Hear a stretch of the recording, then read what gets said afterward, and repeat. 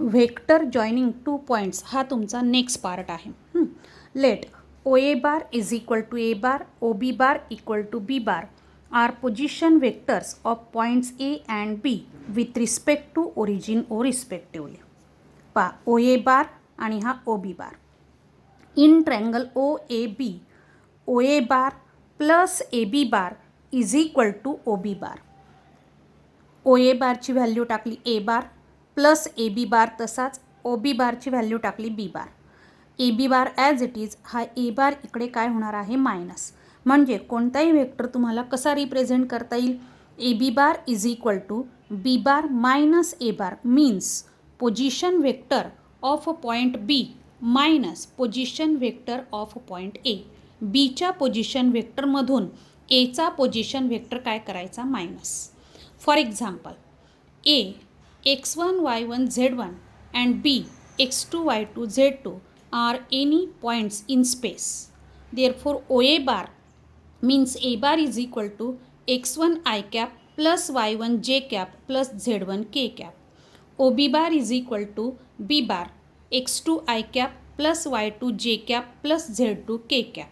Now AB bar is equal to formula आहे B bar minus A bar. पहा ही B बारची value minus ही ए बारची value. मग आयच्या टर्म्स, जेच्या टर्म्स आणि केच्या टर्म्स कलेक्ट केल्यानंतर आन्सर येईल x2 minus x1 i cap plus y2 minus y1 जे cap plus z2 minus z1 के कॅप. अशा पद्धतीने तुम्हाला कोणताही वेक्टर फाइंड करता येईल. आता काही नोट आहेत.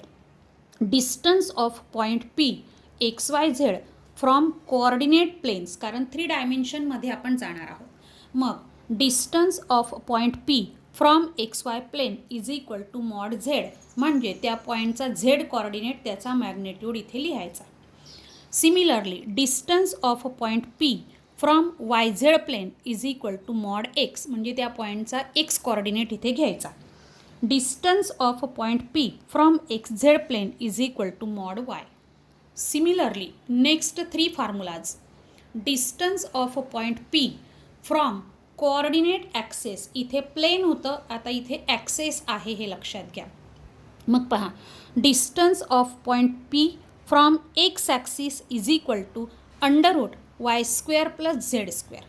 From Y axis is equal to under root X square plus Z square. And from Z axis is equal to under root X square plus Y square. या सर्व फॉर्म्युल्यांना तुम्ही व्यवस्थित लक्षात ठेवायचं. याच्यावर एक्झाम्पल आहेच, पुढे आपण ते सॉल्व करू. नंतर तुमचा नेक्स्ट टॉपिक आहे पहा एक्झाम्पल्स. इन ट्रँगल, पहिलं example, in triangle P Q R, P Q bar is equal to 2a bar, Q R bar is equal to 2b bar and M is mid point of side P R. Then find the following vectors in terms of A bar and B bar.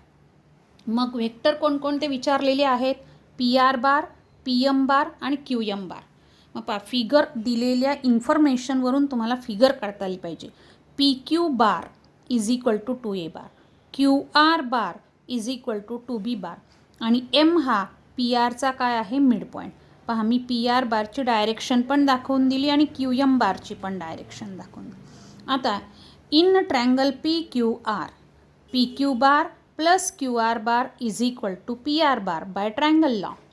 Value टाकू. P Q bar आहे 2a bar, Q R bar आहे 2b bar is equal to P R bar. तुम्हाला पहिल्या वेक्टरचं answer मिळालं, 2 common काढला, in bracket A bar plus B bar is equal to P R bar. आता दुसरं आहे M is mid point of side P R. मग हा जो पी एम बार आहे तो या पी आर बारच्या निम्मे असेल, मग ते मी लिहिलेलं आहे. P M bar is equal to half times of P R bar.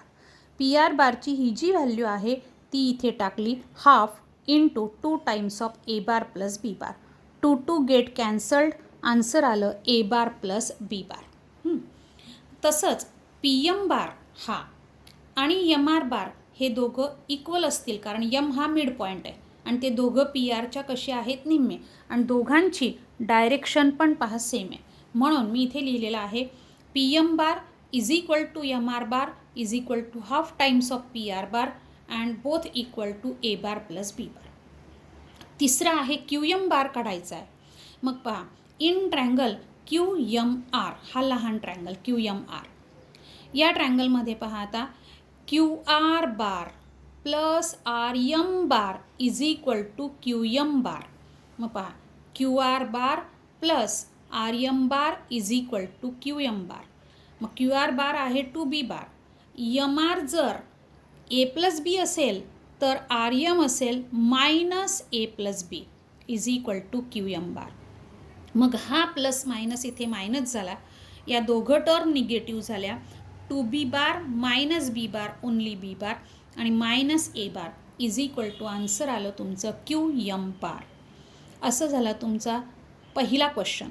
आता सेकंड क्वेश्चन आहे, find the distance from point P4 - 6 to each of the following. मग पहा, पहिला आहे distance of point P to XY plane. Answer आहे mod Z. XY म्हटलं म्हणजे mod Z. मग मॉड झेड म्हणजे मॉड 6 आणि मॉड 6चा आन्सर आहे 6.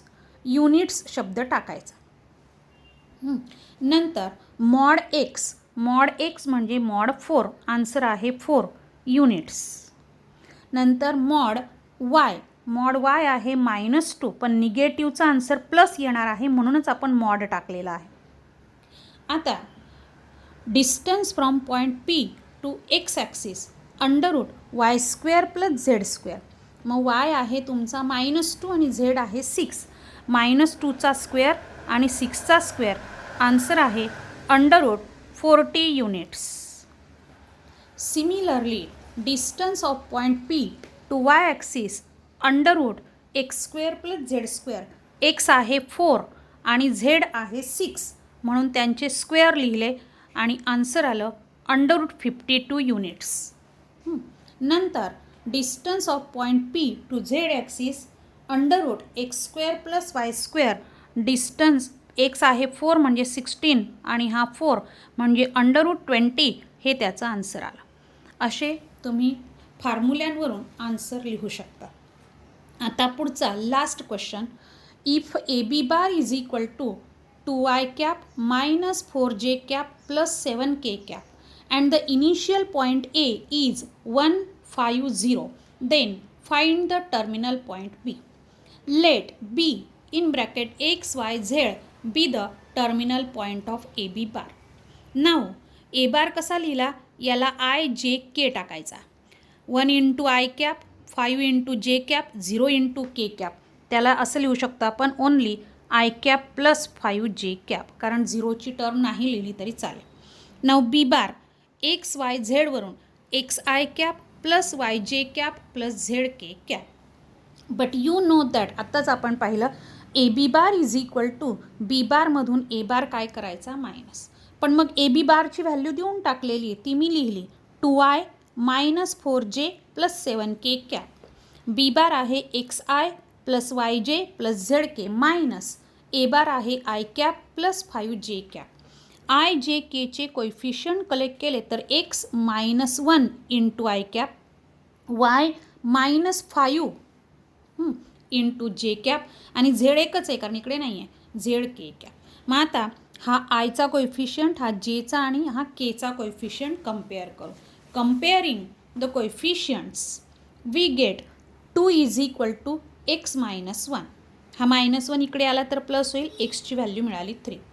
-4 पहा इकडे -4 आहे इज इक्वल टू y -5 हा दिसतोय y -5. -4 is equal to y -5. -5 इकडे आला तर प्लस होईल, 5 - 4 आन्सर 1. आणि इकडे केचा 7 आहे तर इकडे केचा फक्त झेड आहे म्हणजे झेड इज इक्वल टू काय आला 7. And therefore the terminal point B is 317.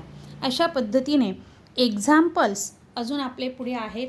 इथे व्हेक्टर या चॅप्टरमधला आपला पहिला पार्ट पहा काय झाला, व्हेक्टर, त्यानंतर त्याचे टाईप्स, त्या टाईप्सवर आधारित 4 थेरम आपण घेतलेत. Collinear vector, non collinear vector, coplanar vector, non coplanar vector and representation of vector in 3 dimensional coordinate system. आणि त्यावरून काही फॉर्म्युले घेतले लहान लहान. Means distance from point to axes and planes, त्यावर एक्झाम्पल घेतले.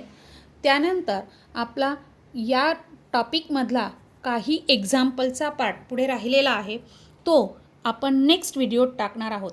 या व्हिडिओपर्यंतचे म्हणजे 3 व्हिडिओपर्यंतचे जे सगळ्या नोट्स आहेत त्या ग्रुपवर टाकल्या जातील. त्या व्हिडिओ ऐकून घ्यायचा अगोदर. त्यानंतर सगळ्या नोट्स व्हेक्टर या चॅप्टरसाठी पेपर 1च्या क्लासवर्कच्या नोटबुकमध्ये लिहून काढायचं आहे. मी तुम्हाला लॉजिकच्या नोट्स टाकल्या होत्या. मेट्रायसिस आणि pair of straight line already अगोदरच झालेला आहे. आता हे 4थं चॅप्टर व्हेक्टर तुम्ही कंप्लीट करायचं आहे. इथे मी व्हेक्टरचे पुढच्या वीकला पुन्हा एक्झाम्पल सॉल्व करून देणार आहे. ते एक्झाम्पल आणि हा टॉपिक पूर्ण लिहून काढायचा. पुढे आपला पुढचा टॉपिक येतो आहे सेक्शन फॉर्म्युला.